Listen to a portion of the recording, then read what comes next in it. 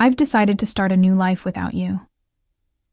The words hung in the air of the upscale restaurant where we'd gathered to celebrate my daughter's college graduation. Gregory, my husband of 28 years, stood with his champagne glass still raised, his announcement displacing the toast he was supposed to be making to Amelia's achievements. The clinking of silverware ceased. Conversations halted mid-sentence. 50 pairs of eyes darted between Gregory and me, waiting for my reaction, for the tears, the shouting, the dramatic exit everyone expected. Instead, I smiled. "Congratulations on your honesty. My name is Bianca Caldwell. I am 54 years old, and until this moment, I had been playing the role of the devoted wife and mother perfectly. I put my own career aspirations on hold to support Gregory through 3 business ventures, 2 career changes, and countless finding himself phases. I raised our brilliant daughter Amelia, who sat beside me now, her graduation cap still perched on her head, her expression frozen in horror. From the corner of my eye, I could see Cassandra Wells, Gregory's much younger girlfriend, shifting uncomfortably at the back table where she sat with people I had considered friends for decades. The same friends who apparently knew about the affair but never thought to tell me. The same Cassandra who had attended our Christmas parties, who had once called me for advice about her career. With practiced calm, I reached into my handbag and pulled out a sealed cream-colored envelope. I placed it gently beside Gregory's plate. "What's this?" he asked, his triumphant expression faltering. "Something for you to read later," I replied, keeping my voice steady. I turned to Amelia, whose face had gone pale. I kissed her cheek. "I am so proud of you, sweetheart. This day is still about your accomplishment." Then I stood, smoothed my dress, and addressed our stunned guests. "Please enjoy your meal. I wish you all a lovely afternoon." With that, I walked out of the restaurant, my head held high, feeling 50 pairs of eyes following me. The heavy door swung shut behind me, cutting off the beginning of anxious murmurs. Outside, the Augusta summer heat hit me like a wall, but I welcomed it. For the first time in years, I could breathe freely. Behind me, I heard the restaurant door open and slam shut, followed by Gregory's voice, no longer confident, but high-pitched and frantic. "Bianca, what the hell is this? What have you done?" I kept walking, allowing myself a small smile. The envelope I'd handed him contained the beginning of my revenge, one I'd been meticulously planning for months. I had always been the practical one in our marriage. While Gregory dreamed big and took risks, I maintained the stability our family needed. I was the one who saved for Amelia's education, when Gregory invested unwisely in his friend's restaurant venture. I was the one who worked extra hours as a finance manager at Truvanta Corp. When his midlife crisis led him to quit his stable position to follow his passion, selling handcrafted furniture. A passion that lasted approximately 6 months before he grew bored. My own dreams, opening a financial consultancy for women, were perpetually on hold. After Amelia graduates, I told myself. After Gregory finds stability. 3 months ago, I noticed discrepancies in our joint accounts, small transfers to an account I didn't recognize. Having spent 20 years managing our family finances, these irregularities stood out like red flags. I could have confronted Gregory immediately, but something held me back. Perhaps it was intuition, or perhaps it was the growing distance between us over the past year. Instead, I began quietly investigating. What I discovered was worse than I imagined. Gregory had been systematically moving funds to a separate account for over a year. He had also been taking Cassandra to expensive restaurants, purchasing jewelry, and looking at beachfront property, all while telling me we needed to tighten our belts for retirement. Then came the text messages I discovered when Gregory left his phone unlocked. Messages about their new life together. Messages about how he was finally breaking free. Messages about their plans for the day after Amelia's graduation, the day he had chosen to make his grand exit from our marriage. What Gregory had forgotten, or perhaps never fully grasped, was that I had been a financial professional for 30 years. I understood money trails. I knew how to trace assets. And most importantly, I remembered the prenuptial agreement we had signed 28 years ago, when I had more family money than he did. The agreement he had insisted upon, ironically to protect his future earnings, contained a fidelity clause that would prove to be his undoing. While Gregory plotted his escape with Cassandra, I was building my case. I consulted with attorneys. I documented every hidden transfer. I gathered evidence of their affair. I prepared divorce papers. I timed everything perfectly, knowing Gregory would want to wait until after Amelia's graduation to avoid ruining her big day. What he didn't expect was that I would serve the divorce papers the morning of the graduation, before his planned announcement, but with the papers still safely hidden in court records, not yet accessible to him. What Gregory didn't know was that I was always 3 steps ahead. I didn't return to the restaurant. Instead, I drove to our home, a spacious colonial in Augusta's historic district that we had purchased 15 years ago. The house that Gregory had already promised to Cassandra, according to text messages that he didn't realize I had seen. I parked in the driveway and calmly entered what had been our shared space for over a decade. Everything looked the same. The family photos on the walls, the antique grandfather clock that had been my father's, the worn leather couch where Gregory and I had once dreamed of our future together. Yet everything had changed. I went upstairs to the master bedroom and opened the closet. Gregory's clothing was already packed in suitcases, hidden in the back, ready for his planned departure tomorrow. I smiled at his predictability. He had always been meticulous about clothing, but careless about the important things. My phone buzzed incessantly with messages from friends at the restaurant, from Amelia, even from Gregory's sister Diana, who had flown in for the graduation. I responded only to my daughter. "I'm okay. This isn't your burden to carry. Enjoy your graduation day. We'll talk tonight. I love you." I had protected Amelia from the truth for months, not wanting to overshadow her final semester with family drama. She would be angry that I hadn't told her, but I knew she would understand eventually. Amelia had inherited my practicality along with her father's charisma, a powerful combination that had helped her graduate with honors. 3 hours later, I heard Gregory's car in the driveway. The front door slammed open. "Bianca!" he shouted, his voice echoing through the house. "Where are you?" I was sitting in the living room, calmly reviewing documents on my laptop. I closed it as he stormed in, his face flushed with anger, the envelope clutched in his hand. "What is the meaning of this?" he demanded, waving the papers. "You served me with divorce papers? Today of all days?" "I thought it aligned nicely with your plans," I replied calmly. "You wanted to start your new life. I'm simply helping facilitate the transition." "You had no right to—" "I had every right," I interrupted, my voice steady. "Just as you had every right to choose Cassandra. We all make choices, Gregory." "The prenup expired years ago," he said, his voice suddenly smug. "Any lawyer will tell you that." I allowed myself a small smile. Actually, it didn't. Section 12 specifically states that the fidelity clause remains in effect for the duration of the marriage. Your lawyer should have explained that to you. Oh wait, you didn't consult one, did you? The color drained from his face as reality sank in. The prenup he had insisted upon to protect his potential wealth would now cost him everything. The house, the vacation property in Savannah, his portion of our retirement accounts. His grand gesture at the restaurant had just become the most expensive announcement of his life. "You can't do this to me," Gregory said, collapsing onto the couch.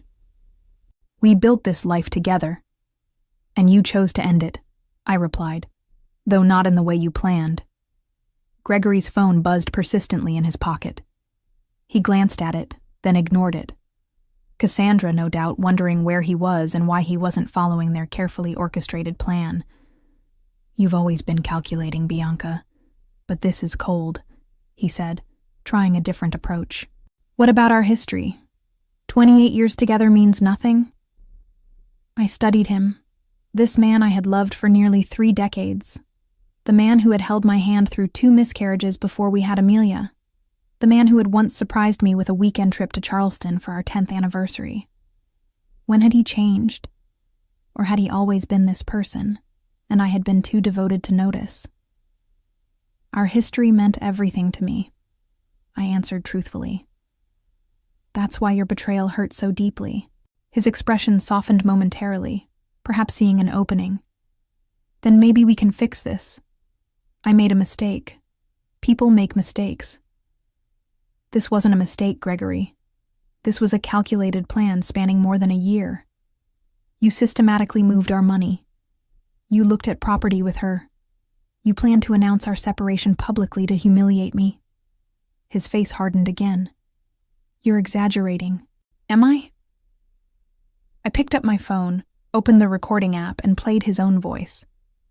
After the graduation, I'll tell her it's over. A public setting is better. She won't make a scene in front of everyone. Then Cassandra's voice. And she has no idea about the money. Gregory again. None. Bianca trusts me completely. That's her weakness. The blood drained from his face. You recorded our conversations? That's illegal.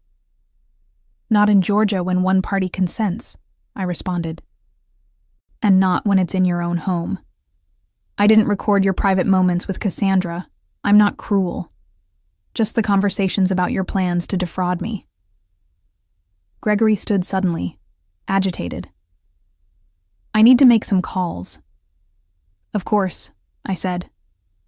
Your attorney might be a good start. I'll be staying at Diana's tonight. Diana's? He sputtered. My sister's house? I nodded. She's quite upset with you, actually. She was the one who first spotted you and Cassandra together last Christmas. She didn't tell me immediately. She confronted you first. You promised her it was nothing, that you would end it. When she realized you hadn't, she came to me. This was another blow he hadn't anticipated. Diana and I had always been close, but Gregory never imagined his own sister would choose my side. Everyone's betraying me, he muttered. Ironic, isn't it? I gathered my purse and a small overnight bag I had packed earlier. You have until tomorrow evening to remove your things from the house. After that, the locks will be changed. As I headed toward the door, Gregory called after me, desperation in his voice. What about Amelia? Have you thought about how this affects her? I paused, anger finally breaking through my calm facade. Don't you dare use our daughter as a shield, Gregory. You certainly weren't thinking about her when you were planning your new beachfront life with Cassandra. His phone buzzed again. This time, he looked at it and groaned. Problem? I asked. Cassandra is at the apartment already. She's moved her things in. I couldn't help but smile. The apartment you put in both your names? The lease you signed last month? Gregory nodded, looking confused. You might want to check with the leasing office. That application was flagged for credit issues and never completed. The agent called our home phone to verify information. I handled it myself. I walked out the door, leaving Gregory to face the first of many consequences. His perfectly planned new life was unraveling faster than he could process. Diana lived in a charming bungalow across town, close to the university where she taught literature. When I arrived, she greeted me with a fierce hug. I just heard from Amelia, she said, pulling me inside. Are you okay? I'm better than I expected, I admitted, following her to the kitchen where a bottle of wine was already open. I never thought Gregory would make such a spectacle, Diana said, pouring 2 glasses. The restaurant? In front of everyone? He's lost his mind. It was meant to humiliate me, I explained, accepting the glass. A public rejection, so I couldn't fight back without looking hysterical. Diana's face darkened. My brother always did have a flair for drama, but this is beyond anything I expected from him. We settled in her sunroom, surrounded by potted plants and bookshelves. Diana had never married, preferring her independence and academic pursuits. Over the years, I had sometimes envied her freedom. "What did you put in that envelope that made him so upset?" she asked. I explained the contents, the divorce filing, the evidence of his financial deception, and most importantly, the prenuptial agreement that would leave him with far less than he had planned. "The prenup," Diana mused. "I remember when he insisted on it. Father had just given him that money for his first business, and he was so worried about protecting it." She laughed bitterly. "The irony is delicious." My phone rang. Amelia. I took a deep breath before answering. "Mom," she said immediately, her voice strained. "I'm coming over to Aunt Diana's." "Honey, you don't have to—" "I'm already on my way," she interrupted. "Dad is telling everyone you've lost your mind, that you've been planning this for months. He's saying horrible things." Of course he was. Gregory always rewrote narratives to cast himself as the victim. "Let him talk," I said. "The truth will become clear soon enough." 20 minutes later, Amelia arrived, still in her graduation dress, but with her makeup smudged from crying. She fell into my arms like she used to as a child after a nightmare. "Why didn't you tell me?" she asked, her voice muffled against my shoulder. "I didn't want to ruin your final semester," I explained. "You worked so hard for this day." She pulled back, wiping her eyes. "Well, Dad took care of ruining it anyway." We moved to Diana's living room, where Amelia finally got the full story: how I had discovered the affair, the financial deceptions, and the plans Gregory and Cassandra had made. "I knew something was off with Dad," Amelia admitted. "He's been different, distracted, always on his phone. But I never imagined—" "None of us want to see these things in people we love," Diana said gently. My phone buzzed with a text message from Philip Anderson, my attorney. The emergency filing had been approved. The accounts I had identified were frozen, pending the divorce proceedings. Gregory now had limited access to funds, enough for living expenses, but not enough to follow through on the property purchases he had planned with Cassandra. I showed the message to Diana and Amelia. "Good," Amelia said firmly. "He deserves it." My daughter's loyalty warmed me, but I wasn't naive. "He's still your father," I reminded her. "Your relationship with him is separate from what's happening between us." Amelia shook her head. "Maybe someday, but right now I can't even look at him. He hugged me this morning and told me how proud he was, all while planning to blow up our family hours later." The doorbell rang, interrupting our conversation. Diana went to answer it, returning moments later with a troubled expression. "It's Gregory," she said. "And he's not alone." I steeled myself as Diana led Gregory and Cassandra into the living room. Cassandra looked uncomfortable, shifting her weight from one foot to the other, her eyes darting around the room. She was 37. Not exactly a trophy wife, but still 17 years my junior, with shoulder-length blonde hair and the kind of confidence that comes from never having faced real hardship. Gregory, by contrast, looked furious. His earlier desperation had hardened into anger. "Bianca, you need to stop this insanity," he demanded. "Unfreeze the accounts. We can discuss this like reasonable adults." Amelia stood up, placing herself slightly in front of me. "Maybe you should have tried being reasonable before announcing to everyone that you were leaving Mom." Gregory's eyes widened, as if just noticing our daughter. "Amelia, this doesn't involve you." "Doesn't involve me?" she echoed incredulously. "You blew up our family on my graduation day and it doesn't involve me?" Cassandra touched Gregory's arm. "Greg, maybe we should go." He shook her off. "No. I'm not leaving until Bianca agrees to be rational about this." Diana folded her arms.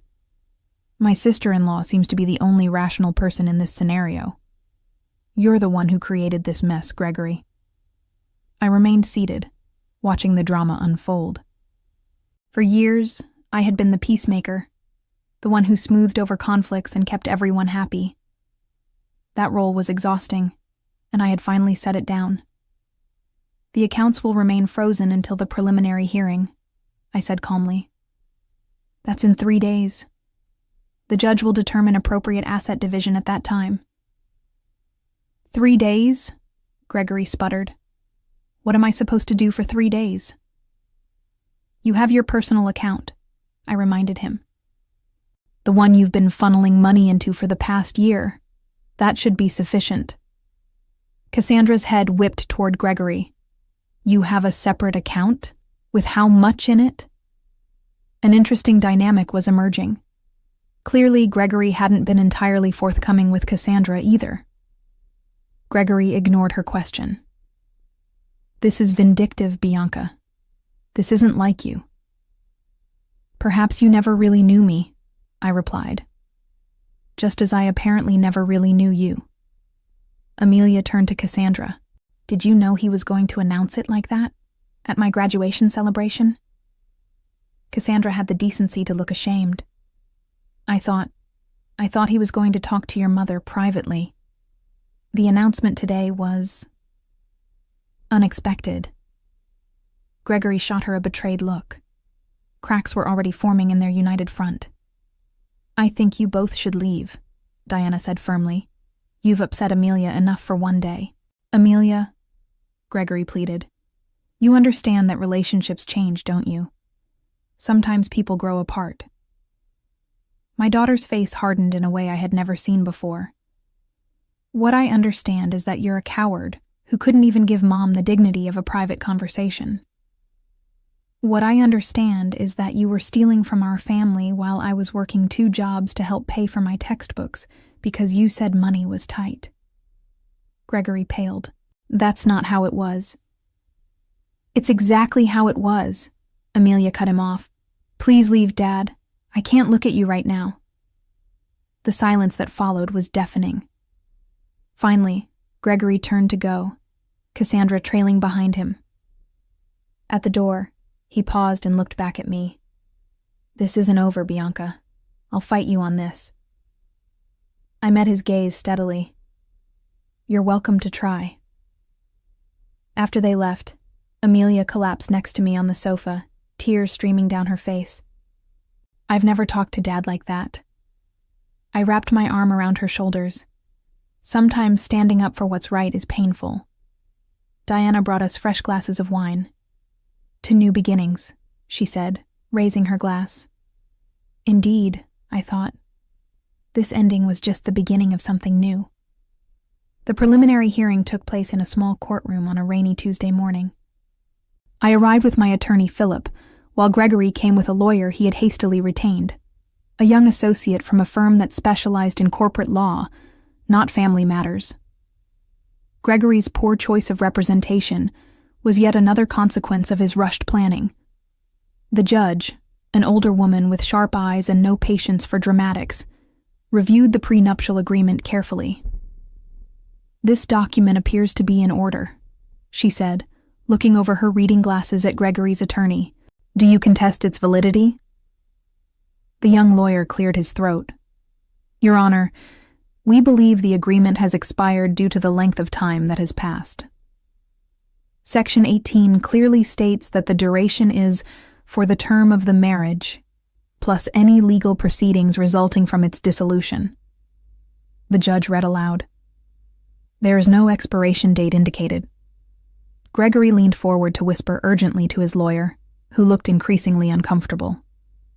Furthermore, the judge continued, the evidence of systematic fund transfers appears to violate the financial disclosure requirements in Section 23. She shuffled through the papers, then looked up. I am ruling to maintain the freeze on joint accounts pending full financial discovery.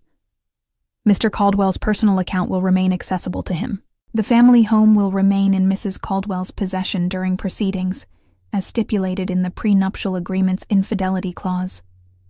Gregory's face flushed dark red. This is outrageous, he muttered, loud enough for me to hear. The judge fixed him with a stern look. Mr. Caldwell, I suggest you review the agreement you signed more carefully. This court will reconvene in 30 days for the full hearing after discovery is complete. As we left the courtroom, Gregory caught up to me in the hallway. Bianca, please. We need to talk about this reasonably. 28 years together has to count for something. It counted for everything, I replied, until you decided it didn't. I walked away, leaving him standing alone in the courthouse corridor, the weight of his choices finally beginning to sink in. Word spread quickly through our social circle. Friends called daily, some offering support, others seeking gossip. I maintained a dignified silence about the details, simply saying, Gregory and I are separating. These things happen. Meanwhile, Gregory's carefully constructed facade was crumbling. The image he had cultivated, successful businessman, devoted family man, was tarnished beyond repair. The financial freeze meant he couldn't follow through on promises made to Cassandra. The beachfront property they had been planning to purchase fell through. The luxury car he had put a deposit on had to be canceled. 2 weeks after the hearing, Diana called me, her voice tinged with amusement. Have you heard the latest? Cassandra moved out. Already? I wasn't entirely surprised, but the speed was impressive. Apparently, she discovered that Gregory's business isn't doing as well as he claimed. The substantial savings he talked about don't exist. She told her friend Jennifer that she didn't sign up to date a man with financial problems. I couldn't help but laugh. He always was good at creating illusions. Meanwhile, I was rebuilding. The financial security I had always maintained, separate from our joint accounts, gave me freedom Gregory hadn't anticipated. I rented a small office space downtown and began setting up the consultancy I had dreamed about for years. My first clients were 2 women going through divorces of their own. Word of mouth brought more. I specialized in helping women understand their finances during major life transitions: divorces, widowhood, career changes. The work was immediately fulfilling in a way my corporate job never had been. Amelia, who had accepted a job with a marketing firm in Charleston, called me regularly. I'm so proud of you, Mom, she told me after I described my growing client list. You're helping people during their worst moments. I'm just doing what I wish someone had done for me earlier, I replied. Preparing women for whatever might come. Being needed for my expertise rather than my caregiving was a novel and empowering experience. Word count, 300. The final divorce hearing fell on what would have been our 29th anniversary. A fitting end to a chapter of my life that had lasted nearly 3 decades. Gregory arrived looking haggard. I later learned that his business was struggling without my financial support and guidance. Cassandra was long gone, already dating a real estate developer from Savannah. Most of our mutual friends had distanced themselves from him after learning the full story of his deception. The judge upheld the prenuptial agreement in its entirety. Gregory left with his personal possessions, his struggling business, and the money in his private account, which, after paying his attorney, was barely enough to secure a small apartment. I retained our home, my retirement accounts, and 70% of our joint investments, exactly as the prenuptial agreement stipulated in cases of infidelity. The justice was poetic. The very document Gregory had insisted upon to protect himself had become his downfall. As we left the courtroom, Gregory approached me one last time. I made a terrible mistake, he said quietly. Is there any chance we could— No, I interrupted, gentle but firm. That door is closed. I understand, he replied, and for once, I believed he did. I hope you find happiness, Bianca. You deserve it. It was perhaps the first honest thing he had said to me in years. 6 months later, my consultancy, Caldwell Financial Transitions, was thriving. I had moved from the small office to a larger space and hired 2 associates. I specialized in helping women secure their financial futures, particularly through major life changes. Amelia visited often, proud of what I had built. "You know what's ironic?" she said during one visit. "If Dad had just been honest from the beginning, he might have kept half of everything." "Sometimes people can't see beyond what they want in the moment," I replied. The woman who had once defined herself as Gregory's wife and Amelia's mother had discovered a new identity: mentor, business owner, and advocate. The envelope I had handed Gregory at the restaurant hadn't just been my escape plan. It had been the key to a door I never knew existed. Behind it, I found not just revenge, but reinvention. In securing my financial future, I had also reclaimed something far more valuable: myself.